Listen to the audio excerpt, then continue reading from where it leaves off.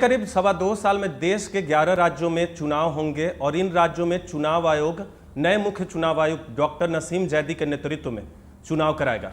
इस वक्त हमारे साथ बात करने के लिए नए मुख्य चुनाव आयुक्त डॉक्टर नसीम जैदी हैं। सर, समय में आपका स्वागत है। धन्यवाद।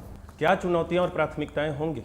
चुनाव आयोग के सामने अगले 2 सालों के समय में 11 राज्यों का चुनाव कराना है और हमारी सबसे बड़ी चुनौती जो रही है और रहेगी वो है कि हम सभी राज्यों के चुनाव बिल्कुल स्वतंत्र और निष्पक्ष तरीके से संपन्न कराएं और एक ऐसे मतदाता सूची को लेकर के कराएं जो सभी एलिजिबल वोटर्स को इलेक्टोरल रोल में रहें और इनएलिजिबल को हटाएं। तो एक तो ये हमारे सामने सबसे बड़ी चुनौती है।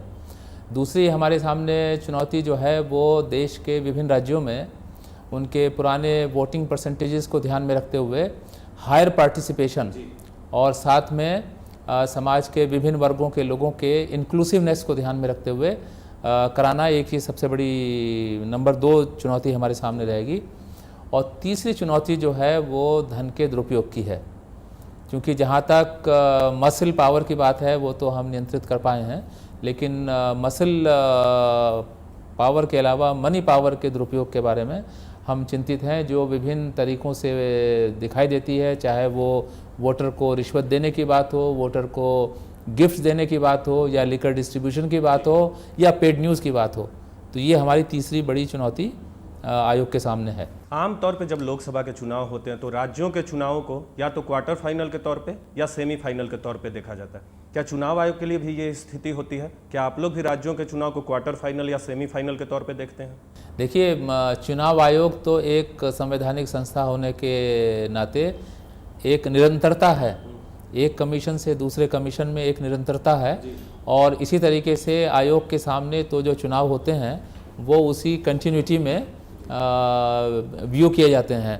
तो हम ऐसा नहीं समझते हैं कि हमारे लिए कोई क्वार्टर फाइनल या सेमीफाइनल या फाइनल है। हमारे लिए सारे राज्यों के चुनाव फाइनल ही होते हैं। सबसे पहले बात करेंगे सर बिहार के चुनाव की, क्योंकि बिहार जो चुनाव है वो मदर ऑफ ऑल इलेक्शन कहा जाता है। तो बिहार में आपके चैलेंजेस क्या होंगे? क्या सितंबर अक्टूबर में आप चुनाव तिथियों की घोषणा करेंगे और कई चरणों में वहाँ मतदान कराए जाएंगे?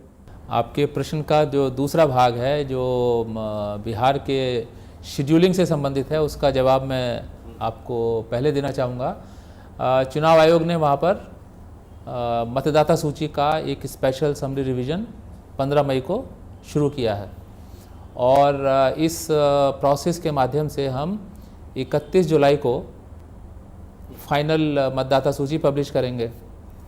एक फैक्टर। दूसरा, बिहार की असेंबली का टर्म 29 नवंबर तक है। दूसरा फैक्टर, उससे पहले हमें गठित करना है। तीसरा, हमें वहाँ के मानसून, फ्लड्स, रेन्स, इसका ध्यान रखना है। फिर हमें वहाँ के फेस्टिवल्स, बिहार में बहुत फेस्टिवल्स होते हैं और इस पीरियड में काफ़ी संख्या में फेस्टिवल्स हैं, उनका ध्यान रखना पड़ेगा।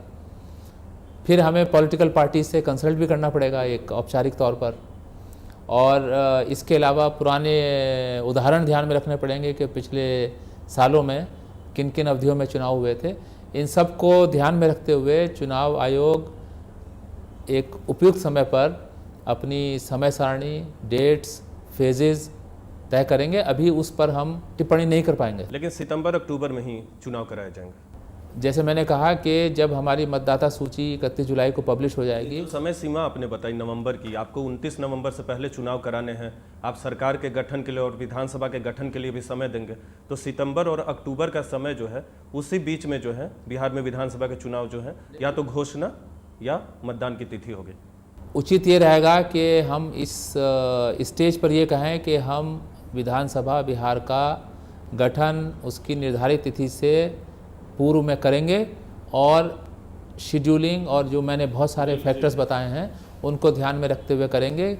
किसी भी महीने का या किसी भी डेट्स का या एग्जैक्ट शेड्यूलिंग का इस समय बता पाना थोड़ा प्रैक्टिकल नहीं होगा। लेकिन ये तो हो सकता है कि मल्टी फेजेज इलेक्शन होंगे, क्योंकि बिहार में ये संभव नहीं हो पाएगा कि आप एक चरण में चुनाव कराए जाएंगे। तो ये तो लगभग तय है अगर पुराने अनुभवों को देखें तो। ये बात आप सही कह रहे हैं कि चूंकि हमारा तो मुख्य उद्देश्य है कि स्वतंत्र और निष्पक्ष चुनाव हो, पुराने प्रेसिडेंट्स हैं कि जहाँ पे एक से ज़्यादा चरण में चुनाव बिहार में किए हैं। ये मोटे मोटे तौर पे कह सकते हैं कि बिहार में चुनाव तो मल्टी फेजेज़ में होगा। अब वो कितने होंगे उसको अभी हम कमेंट नहीं कर सकते। सर, जब ये खबर आई कि बिहार में सितंबर और अक्टूबर में जो है मतदान की तिथियों की घोषणा की जा सकती है या मतदान की तिथियां उन्हीं महीनों में होंगी, तो कई राजनीतिक दलों ने यह सवाल उठाया है कि सितंबर में उत्तर बिहार में बाढ़ की स्थिति होती है, अक्टूबर में कई त्यौहार होते हैं, दशहरे का त्यौहार होता है, इसके अलावा दीपावली का त्यौहार होता है, छठ का त्यौहार होता है, तो इन सारी स्थितियों से आप लोग कैसे निपटेंगे? क्योंकि राजनीतिक पार्टियों ने इस पर चिंता जाहिर की है। ये बात आप सही कह रहे हैं। और जैसे मैंने कहा कि चुनाव आयोग जब कोई समय सारणी तय करते हैं तो विभिन्न राजनीतिक दलों से विचार विमर्श करते हैं, और वो मैंने कहा कि वो औपचारिक विचार विमर्श हम करेंगे। दूसरा ये है कि पिछले जब चुनाव हुए हैं बिहार में, तब यही समय था लगभग चुनाव का, जिसमें मानसून भी आते हैं, रेन्स भी आती हैं, फ्लड्स भी आते हैं, फेस्टिवल्स की भरमार होती है। तो चुनाव आयोग की प्लानिंग की एक ये खूबी है कि वो इन्हीं सब व्यस्तताओं और इन सब दैविक आपदाओं को ध्यान में रखते हुए एक ऐसा समय सारणी बनाते हैं जिसमें चुनाव को हम शांतिपूर्ण तरीके से, निष्पक्ष तरीके से, लोगों के पूरी प्रक्रिया में पार्टिसिपेशन को ज़्यादा से ज़्यादा सुनिश्चित करते हुए एक समय सारणी बना सकें, और वो इस साल भी हम बनाएंगे। यानी जो राजनीतिक पार्टियों ने चिंता जाहिर की उसका समाधान चुनाव आयोग की तरफ से किया जाएगा। हम उनके द्वारा जो फीडबैक दिया गया है उसको बिल्कुल विचार करेंगे, समावेशित करेंगे। आपको लगता है सर कि बिहार में अगर आपने सफल चुनाव करा लिया, तो बिहार में अगर आप सफल चुनाव करा लेते तो माना जाता है कि देश के किसी हिस्से में सफल चुनाव करा लेंगे, ये आप भी मानते हैं? क्योंकि 2005 के चुनाव का, 2005 के बिहार विधानसभा चुनाव का 2 चुनाव हुए थे, दोनों चुनाव का भारतीय चुनावों के इतिहास में उदाहरण दिया जाता है। देखिए, जैसे मैंने कहा कि हम हर चुनाव को स्टैंड अलोन तरीके से डील करते हैं, और हर चुनाव हमारे लिए फाइनल है। और हमारे लिए जो मापदंड है वो ये है कि जो चुनाव हमने कराया उसको हमारे सारे स्टेक होल्डर्स, वोटर्स, वहाँ के लोग, वहाँ की पॉलिटिकल पार्टीज़ ये माने कि ये विश्वसनीय चुनाव थे। इस चुनाव में सभी लोगों को अपॉर्चुनिटीज़ मिली, अवसर मिले अपना वोट डालने के लिए, वो हमारे लिए एक सफलता का मापदंड होता है, और यही हम बिहार के चुनाव में एक उद्देश्य बना करके चल रहे हैं। लेकिन 11 राज्यों के जो विधानसभा चुनाव है उसमें कुछ राज्य हैं जो खास होते हैं, ये आप इनकार नहीं कर सकते, चाहे वो बिहार हो, यूपी हो, पश्चिम बंगाल हो, तमिलनाडु हो। तो आपके लिए इन 11 राज्यों में चुनौतियाँ कहाँ कहाँ अधिक होंगी? देखिए, चुनौतियाँ हर जगह की अपनी अपनी समस्याएं हैं। आसाम, पश्चिमी बंगाल और बिहार तो इस वर्ष शामिल है ही, उत्तर प्रदेश और तमिलनाडु और केरल। मैं समझता हूँ कि ये चुनाव चूँकि बड़े चुनाव भी हैं, उनके यहाँ विशेष प्रकार की समस्याएं हैं, उनको ध्यान में रखते हुए ये ज़्यादा चुनौतीपूर्वक हैं। इन जिनके नाम आपने लिए 5-6 ज़्यादा चुनौतीपूर्ण होंगे। एक महत्वपूर्ण सवाल यह है कि बिहार की बात कर रहे हैं, बिहार में जनता परिवार की जो पार्टियां हैं उनके विलय की बात हो रही है कि वो चुनाव जो है मर्जर करके चुनाव लड़ेंगे। औपचारिक तौर पे विलय होता है कि नहीं, ये तो राजनीतिक पार्टियों का काम है, लेकिन अगर वो विलय के लिए तैयार हो जाते बिहार विधानसभा चुनाव से पहले, और अगर कोई आरजेडी का चुनाव चिन्ह आपसे कोई मांगता है या समाजवादी पार्टी का चुनाव चिन्ह मांगता है, अगर विलय के बाद उन्हें आप दूसरा चुनाव चिन्ह देते हैं, तो क्या वो चुनाव चिन्ह दूसरे पार्टियों को दिया जा सकता है अगर कोई नई पार्टी बनाता है या दूसरे लोग दावा करते हैं उस पर? तो देखिए, अभी तक हमारे पास मर्जर का या विलय का औपचारिक प्रस्ताव नहीं है जी। तो उस प्रस्ताव की क्या स्थिति है उस पर हम कोई टिप्पणी नहीं कर सकते हैं। वो एक राजनीतिक मसला है जिसमें आयोग का कोई लेना देना नहीं है। जहाँ तक मर्जर के प्रपोजल्स को हैंडल करने की बात है, उसके लिए आयोग के पास पूर्व के बहुत सारे दृष्टांत उपलब्ध हैं जिनमें इन्हीं विषयों को डील किया गया है, और कैसे उसका नाम, उसका सिंबल वगैरह वगैरह के बारे में आयोग ने डील किया है। अगर कोई औपचारिक प्रस्ताव आएगा तो उसको देख करके और पुराने दृष्टांत को ध्यान में रखते हुए, जो एक मोटे मोटे तौर पर आयोग की नीति रहती है, उसके आधार पे उसका निस्तारण करें। लेकिन आमतौर पे सर नियम क्या कहता है? नियम ये कहता है कि अगर चुनाव चिन्ह पहले से दूसरी पार्टी के पास है और मर्जर के बाद 2-3 पार्टियां मिलती हैं तो उस चुनाव चिन्ह को आप लोग फ्रीज कर देते हैं। देखिए, ये सब कुछ उस औपचारिक प्रस्ताव की आउटलाइन पर डिपेंड करेगा। और इस समय उस पर हम कोई टिप्पणी करना मुनासिब नहीं समझते। जब आपने कार्यभार संभाला तो पहले दिन काफ़ी स्ट्रिक्टनेस का माहौल दिखा चुनाव आयोग के अंदर। 7 स्टोरीड बिल्डिंग में आप हर कमरे में गए, एक माहौल बनाने की कोशिश की, आप स्ट्रिक्ट होकर काम कीजिए, एक अच्छे माहौल में काम कीजिए। आपने स्थिति भी देखे, क्या बाहर भी स्ट्रिक्टनेस लाएंगे? क्योंकि चुनाव आयोग के बारे में बार बार कई बार राजनीतिक पार्टियों के नेता जो है आमने सामने की स्थिति पैदा हो जाती है चुनाव आयोग के साथ, बाहर भी वो कड़ा प्रशासन देने की कोशिश करेंगे चुनाव के दौरान। ये सही है कि हम अपने चुनाव आयोग में मुख्यालय पर अपने सहयोगियों, अपने कर्मचारियों को प्रोत्साहित भी कर रहे हैं और उनको अनुशासन तरीके से अपने कामकाज को अच्छे तरीके से निपटाने के लिए प्रोत्साहित कर रहे हैं और उनको एनकरेज कर रहे हैं। चुनाव आयोग पहले भी और चुनाव आयोग वर्तमान में भी, और मैं कहूँगा कि भविष्य में जितने भी हमारे पास चुनाव आयोग के हेडक्वार्टर से बाहर यानी कि फील्ड में जो मामले हमारे पास उल्लंघन के आएंगे, चाहे वो मॉडल कोड ऑफ कंडक्ट के हों या हमारे सब्सटेंटिव लॉज के वायलेशंस के हों या दोनों के मिले जुले हों, उस पर मैं कह सकता हूँ कि आयोग अपने उद्देश्य को ध्यान में रखते हुए जो भी हमारे पास शक्ति अवेलेबल है उसका हम कड़ाई से पालन कराएंगे। फैसलों में जल्दीबाजी होगी? जो महत्वपूर्ण फैसले होते, चाहे मॉडल कोड ऑफ कंडक्ट को लेकर हो या किसी पर कार्रवाई करने की हो या राजनीतिक पार्टियों के चुनाव के दौरान जो शिकायतें होते उस पर फैसला लेने की हो, इन सब में आप तेज़ी लाएंगे? देखिए, जहाँ तक चुनाव की समय सारणी की बात है, चूँकि एक बड़ा निश्चित समय सारणी में ही हमें सारे काम निपटाने होते हैं, इसलिए उन सभी इश्यूज़ का टाइमली डिस्पोजल करना, उसी अवधि में डिस्पोजल करना ताकि उसका असर भी पड़े, चुनाव शांतिपूर्वक भी चले, हमारा पूरा प्रयास रहेगा कि उन सब पर समय से फैसले हों। सर, लोकसभा चुनाव के बाद 3 पार्टियां जो हैं आंकड़ों के लिहाज से जो राष्ट्रीय पार्टी का दर्जा होने के लिए उन्हें राष्ट्रीय पार्टी का दर्जा देती हैं, 3 पार्टियों की राष्ट्रीय पार्टी का दर्जा अब तक खत्म हो जाना चाहिए था। 1 साल लोकसभा चुनाव को होने को है, अब तक चुनाव आयोग की तरफ से उस मामले पर कोई फैसला नहीं लिया गया, काफ़ी समय बीत गया। देखिए, उन कुछ पार्टियों का मान्यता या अलॉटमेंट ऑफ सिंबल की जहाँ तक बात है, उसका विषय ये सही है कि हमारे पास लोकसभा चुनाव के बाद से विचाराधीन है, चूँकि बीएसपी, एनसीपी, सीपीआई 3 पार्टीज़ हैं। हम किसी पार्टी का नाम लेना उचित नहीं समझते हैं, लेकिन 3 पार्टीज़ हैं जिनका मामला मान्यता वाला हमारे स्तर पर आयोग में लंबित है। क्योंकि लोकसभा के बाद कुछ चुनाव और आए हमारे सामने, हरियाणा के, महाराष्ट्र के, और फिर दिल्ली का चुनाव आया, तो उनकी तरफ से भी प्रत्यावेदन आते रहे आयोग के सामने कि हमारा परफॉर्मेंस देखा जाए। और उसके बाद एक और उनका काफ़ी 7-8 पार्टीज़ का एक प्रत्यावेदन आया जिसमें उन्होंने कुछ अनुरोध किए हैं आयोग से, वो भी अभी आयोग के सामने विचाराधीन है। तो मैं इस समय ये कह सकता हूँ कि उनका मामला विचाराधीन है, उस पर उचित निर्णय। लेकिन आप जल्दी फैसला करेंगे, ये तो आश्वासन दे सकते हैं, क्योंकि चुनाव तो हर साल होंगे। प्रतिवेदन अगर बार बार दिया जाता रहे एक से आगे बढ़कर दूसरे चुनाव का, तो इसमें देरी होगी। नहीं, केवल इतना कह सकते हैं कि उनके प्रत्यावेदन पर, उनके पूरे विषय पर हम उचित समय पर एक उचित निस्तारण कर देंगे।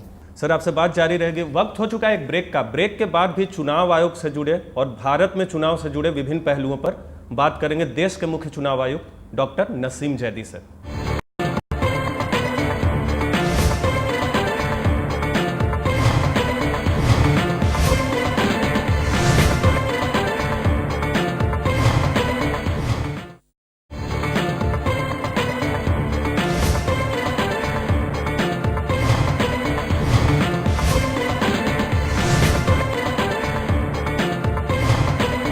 ब्रेक के बाद आपका स्वागत है। हम बात कर रहे हैं देश के मुख्य चुनाव आयुक्त डॉक्टर नसीम जैदी से, जिन्होंने अभी कुछ ही दिन पहले चुनाव आयोग में मुख्य चुनाव आयुक्त के तौर पर कार्यभार संभाला है। सर, बार बार आप लोग ये बात करते हैं कि मतदाता सूची में सुधार करेंगे, लेकिन बार बार उसमें आईटी का इस्तेमाल कर रहे हैं आप लोग, स्वीप जैसे कार्यक्रम चला रहे हैं, लेकिन बार बार शिकायतें जो हैं हर चुनाव में वो बढ़ती जा रही हैं। तो एक ड्रीम प्रोजेक्ट जो चुनाव आयोग का था कि आप मतदाता सूची को एरर फ्री करेंगे, जब मतदाता पोलिंग बूथ पर जाएगा तो उसको शिकायतों का सामना नहीं करना पड़ेगा, तो ये शिकायतें दूर क्यों नहीं हो पा रही हैं? देखिए, सबसे पहली बात तो यह है कि ये विभिन्न स्तरों पर माना जा चुका है कि कोई भी इलेक्टोरल रोल 100% या परफेक्ट इलेक्टोरल रोल नहीं हो सकता। तो हमारे सामने आयोग में इस प्रकार की फीडबैक और प्रतिक्रियाएं आती रही हैं कि हमारे इलेक्टोरल रोल में एरर्स हैं, हमारे इलेक्टोरल रोल में मल्टीपल एंट्रीज़ हैं, और ये भी शिकायतें आती हैं कि वोटर्स पोलिंग बूथ पर गए, उनके पास एपिक कार्ड है, उनका नाम हमारे इलेक्टोरल रोल में नहीं है, तो उनको वो वोट डालने से वंचित हो जाते हैं। तो इन सब को ध्यान में रखते हुए और ख़ास तौर से ये ध्यान में रखते हुए कि ये वर्ष चुनाव से शांतिपूर्वक है, यानी कि कोई चुनाव इस पीरियड में नहीं है सिवाय एक बिहार इलेक्शन के, तो हमने इस समय का सबसे अच्छा इस्तेमाल करना ये समझा कि हम इसमें अपना करेक्शन का एक प्रोग्राम लॉन्च करें और मल्टीपल एंट्रीज़ को हटाने का एक प्रोग्राम लॉन्च करें।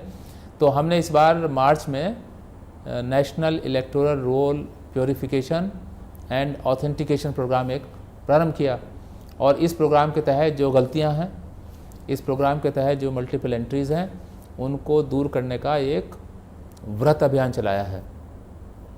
और हमारा ये उद्देश्य है कि जो 1 जनवरी 2016 को इलेक्टोरल रोल आए, उसमें मैक्सिमम एक्सटेंट तक गलतियों की जो संभावना है वो कम हो और मल्टीपल एंट्रीज़ उसमें से हटाई जाएं। ये हमारा उद्देश्य है और ये कार्यक्रम बहुत अच्छा चल रहा है। दूसरा, हमने एक नेशनल वोटर सर्विस पोर्टल प्रारंभ किया, जो हमारे मतदाताओं को 6 प्रकार की सेवाएं देगा, और उसमें हमने एक और बड़ा प्रोग्राम प्रारंभ किया जिसमें हम आधार नंबर कलेक्ट कर रहे हैं स्वैच्छिक तौर पर, कोई उसके अंदर अनिवार्यता नहीं है। और मतदाताओं से हम उनके जहाँ पर जिनके पास ईमेल हैं, जिनके पास मोबाइल हैं, वो भी इकट्ठा कर रहे हैं। इन सब के आधार पर हम मल्टीपल एंट्रीज़ को काफ़ी हद तक दूर करने का प्रोग्राम करेंगे। और आज की तारीख तक हमारे नेशनल वोटर सर्विस पोर्टल में 14 करोड़ आधार नंबर भी हमारे पास लोगों ने अपने दिए हैं, ये उनके भी हित में है। दूसरा, जो हमारे ऐसे मतदाता हैं जिनके पास आईटी की सेवाएं नहीं हैं गांव में या छोटे छोटे कस्बों में, उनके लिए हम एक citizen service centres, voter facilitation centres, और जो हमारे ई सेवा केंद्र हैं उनका जो वर्तमान में अवेलेबल जाल है उसको हम बूथ और गांव के स्तर तक ले जाएंगे। तो हमारा ये काफ़ी विश्वास है कि इस वर्ष के अंत में जो हमारी मतदाता सूची बनेगी वो काफ़ी अधिकतम सीमा तक एरर फ्री होनी चाहिए और मल्टीपल एंट्रीज से दूर होनी। आप लोग चाहते हैं कि मतदाताओं का नाम सूची से बाहर ना हो, अधिक से अधिक मतदाता पोलिंग बूथ तक पहुंचे।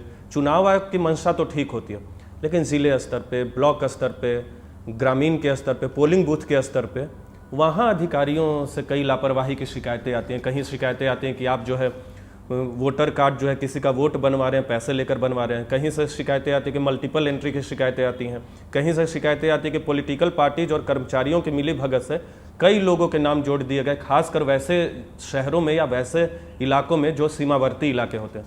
तो वहाँ नहीं ज़रूरी है कि आप सख्ती अपनाएं, चाहे वो जिला स्तर पे हो, ब्लॉक स्तर पे हो या पोलिंग बूथ के स्तर पे हो। बिल्कुल आपने सही प्रश्न किया है कि जो हमारे आयोग का ओवरऑल ऑब्जेक्टिव है, जो हमारा उद्देश्य है, अगर उसमें और हमारे जो बूथ लेवल स्तर के कर्मचारी हैं, इम्प्लीमेंटेशन एजेंसी को थोड़ा अगर उनके बीच में वही विजन, वही उद्देश्य और वही रिलेशनशिप नहीं है, तो इस प्रकार की संभावनाएं हो सकती हैं। और हम ये अपने सभी स्टेक होल्डर्स को आश्वस्त करना चाहेंगे कि हम इलेक्टोरल रजिस्ट्रेशन ऑफिसर के स्तर तक अब नई आईटी मैकेनिज्म के माध्यम से दिन में 2 बार मॉनिटरिंग कर सकते हैं कि किस ईआरओ के पास कितनी दरखास्तें पेंडिंग है, कितने का डिस्पोजल हुआ, कितने का एपिक जारी हुआ।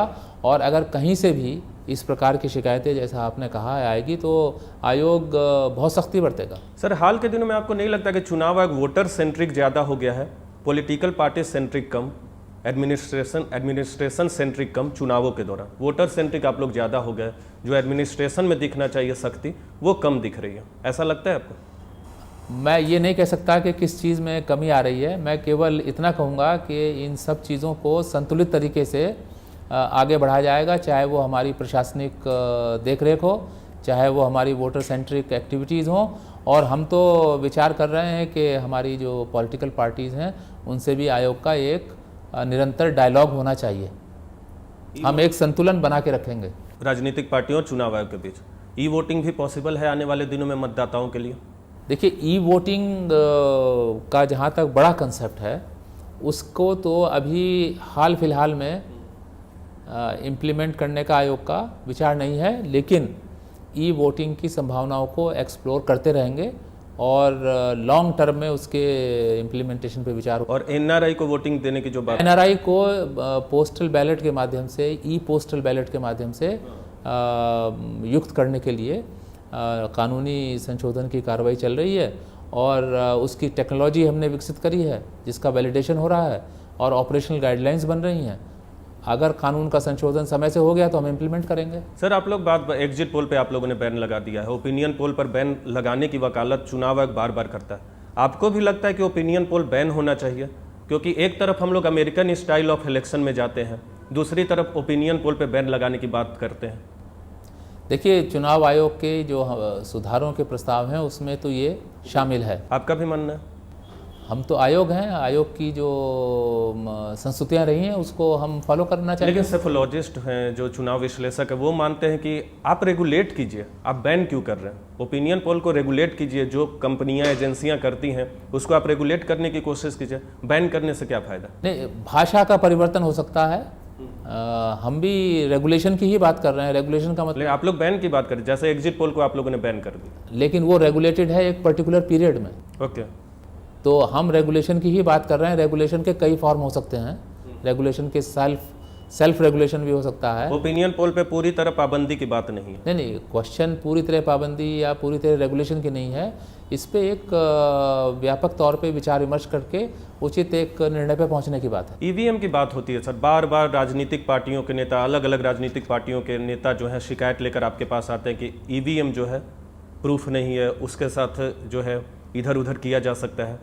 आप एक बार फिर, क्योंकि 11 राज्यों में चुनाव आपको करवाने हैं, आप नेतृत्व कर रहे हैं देश में चुनाव कराने का, आप एक बार फिर लोगों को बता सकते कि ईवीएम से जो है कुछ भी इधर उधर नहीं किया जा सकता? देखिए, आयोग आपके माध्यम से सभी वोटर्स को, सभी स्टेक होल्डर्स को, सभी पॉलिटिकल पार्टीज़ को ये आश्वस्त करना चाहेंगे कि हमारे जजमेंट में, हमारे आयोग के जजमेंट में हमारी ईवीएम पूर्णतः सुरक्षित हैं और उसमें किसी भी प्रकार की टेम्परिंग की कोई संभावना नहीं है। एक्सपेंडिचर ऑफेंसेस के कई मामले आपके पास पड़े हुए हैं, कई मामलों में आपने फैसला दिया तो कोर्ट में जाकर रुक जाता है, क्यों देरी होती है एक्सपेंडिचर ऑफेंसेस के निपटारे में? कई मामले ऐसे हैं जो 5 साल से अधिक, 4-5 साल से अधिक हो गए। आपको लगता है कि इसमें चुनाव आयोग कहीं ना कहीं चुनाव आयोग से देरी हो रही है या प्रक्रिया में देरी हो रही है? देखिए, बहुत थोड़े से मामले चुनाव आयोग के पास सुनवाई में लंबित हैं और वो विभिन्न स्तरों पर हैं। एक ये कानूनी कार्रवाई है जो अर्ध न्यायिक तरीके से निस्तारण होगा, तो हमारा प्रयास रहेगा कि उनका जल्दी से जल्दी निस्तारण किया जाए।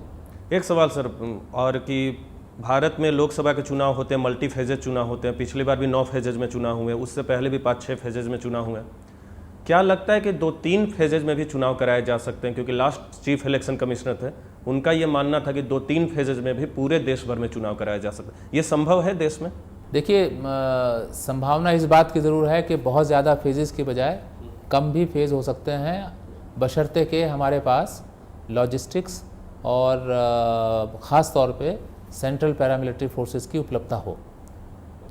ये कहना कठिन होगा कि वो 2 चरण में हो सकते हैं या 3 में हो सकते हैं। संभावना इस बात की ज़रूर है कि कम में भी हो सकते हैं, लेकिन आयोग अपने जजमेंट में बहुत सारे फैक्टर्स को ध्यान में रखते हुए फेजेस को तय करते हैं। अब 2.25 साल आपको रहना है यहाँ, किन प्राथमिकताओं के साथ आगे बढ़ेंगे? देखिए, हमारा सबसे बड़ी जो प्राथमिकता है वो तो हमारा आधारभूत उद्देश्य है कि हमें स्वतंत्र और निष्पक्ष चुनाव कराने हैं और साथ में हमें इंक्लूसिवनेस और हायर पार्टिसिपेशन को इंश्योर कराना है।